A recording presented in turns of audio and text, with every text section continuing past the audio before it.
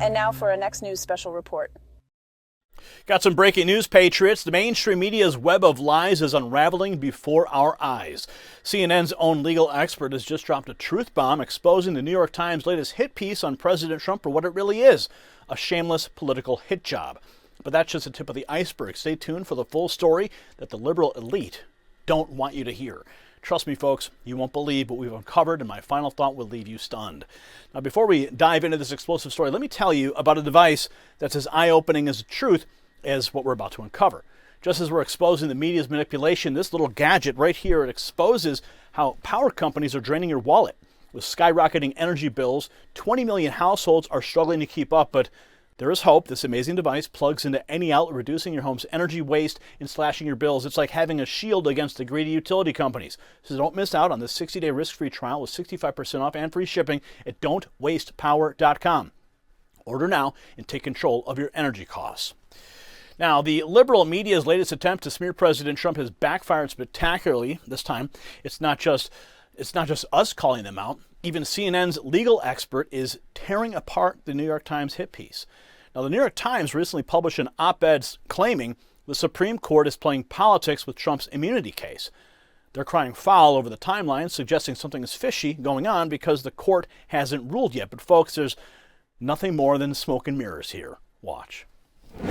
So as of Tuesday, 110 days had passed since the court had agreed to hear the Trump immunity case. And in the Watergate case, took 54 days once it reached the high court. This is how a New York Times opinion piece was said about this. It said, something's rotten about the justices taking so long on Trump's immunity case. Something rotten? I respectfully dissent from that view. I do not think something's necessarily rotten or erroneous or out of the ordinary. Let's put this in perspective. Watergate was a different era. The Supreme Court just doesn't function like that anymore. And Watergate involved the sitting president under an active criminal investigation. I understand the stakes here, but let's put this in perspective. The Trump immunity case, first of all, was the last case argued. All the other cases that Joan referenced were all argued many months before. Second of all, it's completely normal to get this sort of case dump in late June, sometimes into early July. This is when we get the big decisions. Third of all, everyone relax. We are going to have this opinion within maybe tomorrow, maybe within a week, but sometime really soon. And finally, if you look at the actual time frame here, the Trump immunity decision was rendered at the district court, Judge Chutkan, in December.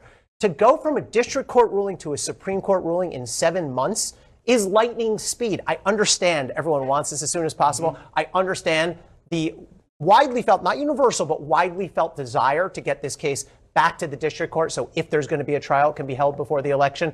But I think people are sort of maybe venting some anxiety inappropriately at the Supreme Court. And by the way, if you want to vent at somebody, look at DOJ, who took 2.5 years to charge this case, not the Supreme Court that's taking a grand total of a few months to decide it. Some Democrats would agree with that.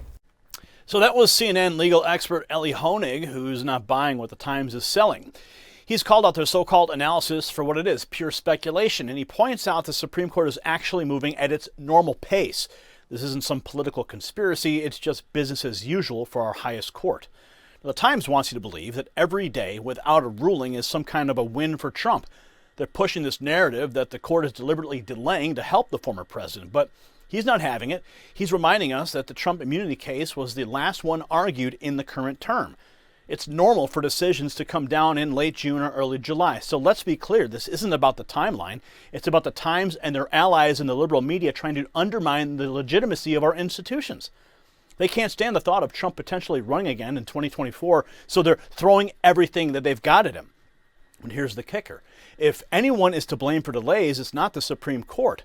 Honig points the finger squarely at the Department of Justice because they took 2.5 years to charge Trump. 2.5 years. And now they have the nerve to complain about a few months of court proceedings? This whole charade exposes the rot at the core of our media. They're not interested in facts or justice. They're pushing an agenda, plain and simple. And they will twist any story, manipulate any timeline to fit their narrative. But thanks to voices like Honig's, the truth is getting out. And even on CNN of all places, we're seeing cracks in the liberal media's united front. It's a sign that their grip on the narrative is slipping. So this isn't just about Trump or a court.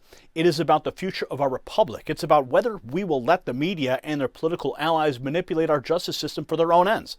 So patriots, we can't let this happen. We need to stay vigilant. We need to question everything and keep fighting for the truth, because if we don't, who will? If you got value from this report, tap subscribe. My final thought is next. Patriots, this is not just about Trump or the Supreme Court. It's about the soul of our republic. The media's desperate attempts to manipulate public opinion are crumbling. Even their own experts are calling them out. This is our moment to reclaim the narrative. We must demand truth, not sensationalism. Our justice system and our republic are at stake. So stay informed, stay vigilant, and spread the word. Together we can expose the lies and preserve the America that we love, because the truth will prevail. Congratulations, you made it to the end of the video. Now keep up your quest for truth with this next news report. And if you found our channel enlightening, join the millions who agree with you. Tap subscribe. Thank you for watching the Next News Network.